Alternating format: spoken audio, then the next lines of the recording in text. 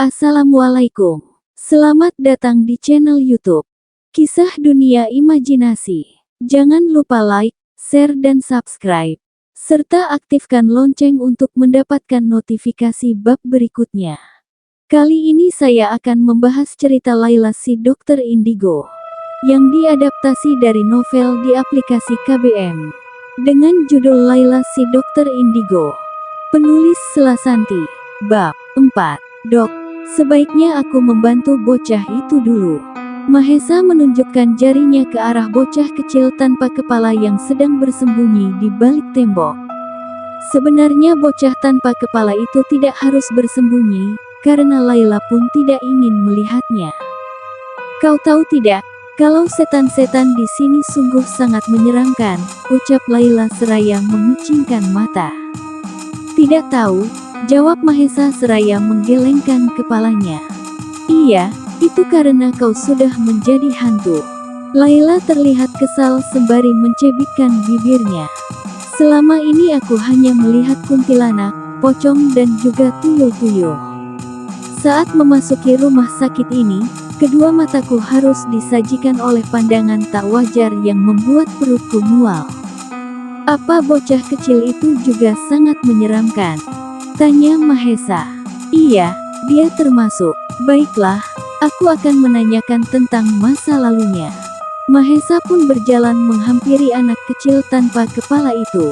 Layla pun menunggu Mahesa di tangga darurat sembari memainkan ponselnya. Dia menghubungi sang ayah yang sedang bekerja di tempat prakteknya. Kini Arimbi memiliki tempat praktek sendiri yang berbentuk ruko dan sudah memiliki beberapa orang yang sudah memiliki ilmu memijat. Arimbi membuka pengobatan alternatif dan menggratiskan biaya untuk kaum duafa. Untuk pasien yang datang pun tidak dikenakan tarif, mereka boleh membayar seikhlasnya. Orang-orang yang ingin memiliki ilmu supranatural dari Arimbi harus memiliki jiwa sosial dan ilmu ikhlas, agar tidak dimanfaatkan ilmunya untuk mencari kekayaan. Layla pun menuruni bakat Arimbi, yaitu menolong orang dengan ikhlas.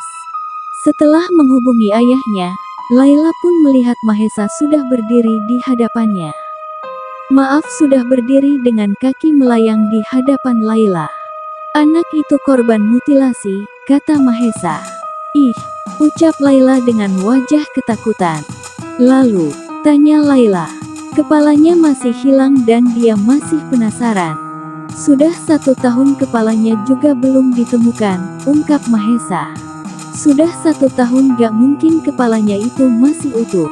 Pasti sudah menjadi tengkorak, balas Layla. Dia hanya memberikan alamat rumah, di sana ada keluarganya.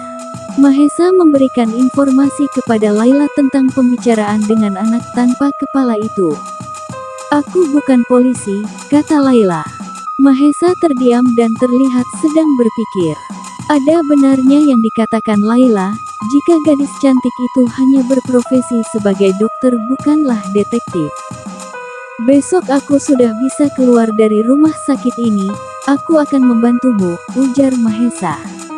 Tapi anak kecil itu mau ikut denganmu, kata Mahesa.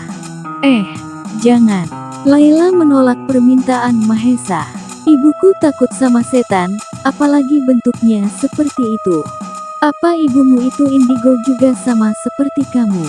Tanya Mahesa. Tidak, dia hanya ibu-ibu biasa yang paling cantik, tutur Layla. Tapi kadang ibuku bisa merasakan makhluk astral, kata Layla. Baiklah, aku akan membujuk anak kecil itu agar tidak ikut denganmu.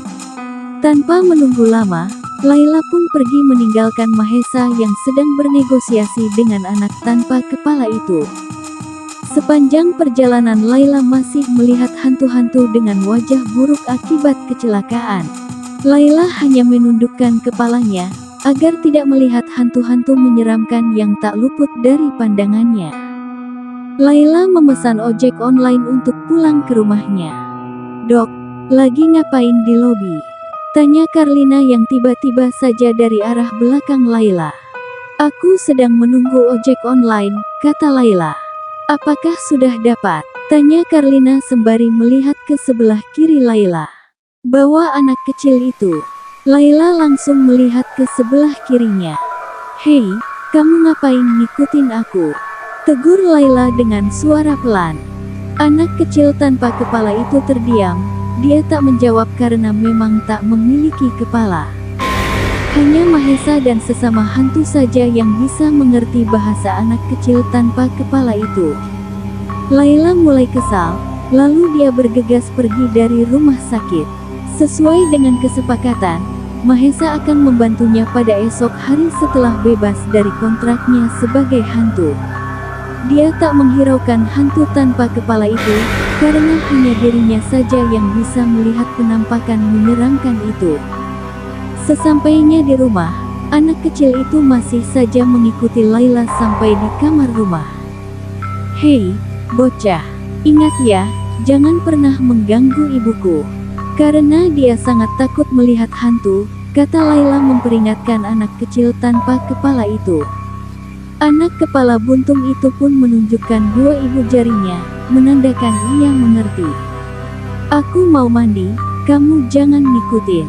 Laila masuk ke kamar mandi dengan membaca doa, hingga membuat anak kepala buntung itu tak dapat melihatnya.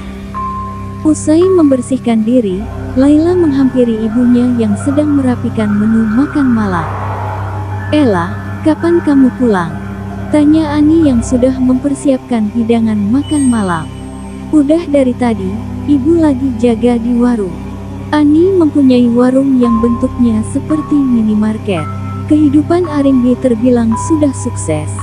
Semua itu berkat usaha dan kerja keras serta keikhlasan dalam membantu pasiennya. "Loh, bukannya rumah sudah ibu kunci?" kata Ani heran. "Aku bawa kunci serep," jawab Laila. "Iya, sudah. Kita tunggu bapak pulang," kata Ani. Dia bergegas menuju kamar untuk membersihkan diri. Selang beberapa menit, mobil Arimbi telah sampai di garasi rumahnya. Laila menyambut kepulangan sang ayah yang baru saja tiba.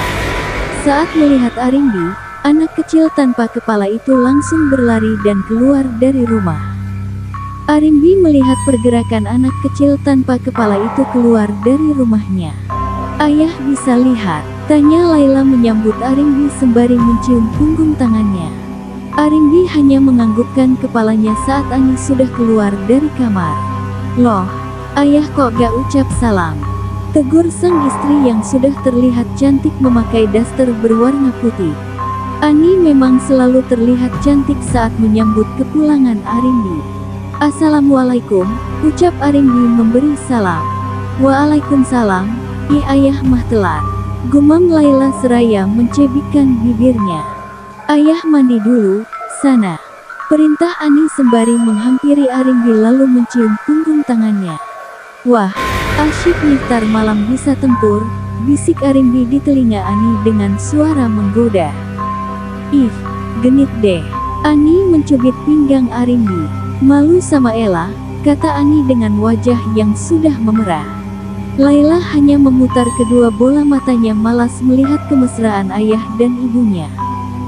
Kemudian Arimbi masuk ke dalam kamar untuk membersihkan diri.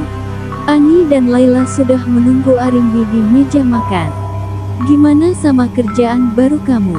tanya Ani sembari membalikkan posisi piring untuk makan. "Oh, tadi banyak sekali," ucapan Laila terhenti kala mengingat sang ibu tidak suka membicarakan hal gaib. "Banyak pasien?" tanya Ani menebak. Iya. "Ya, iyalah Bu, di rumah sakit adanya pasien. Memangnya pasar yang banyak sayuran," ucap Laila mengalihkan pembicaraan. "Pasien apa saja yang sudah kamu tangani?" tanya Ani. "Hanya pasien kecelakaan lalu lintas," jawab Laila. "Kasihan deh, Bu, anak laki-lakinya harus meninggal di TKP." Laila kembali teringat dengan Mahesa. Terima kasih telah membaca. Bantu dukung karyaku dengan cara like, share, subscribe serta berikan komentar jika kamu suka sama ceritanya. Wassalamualaikum.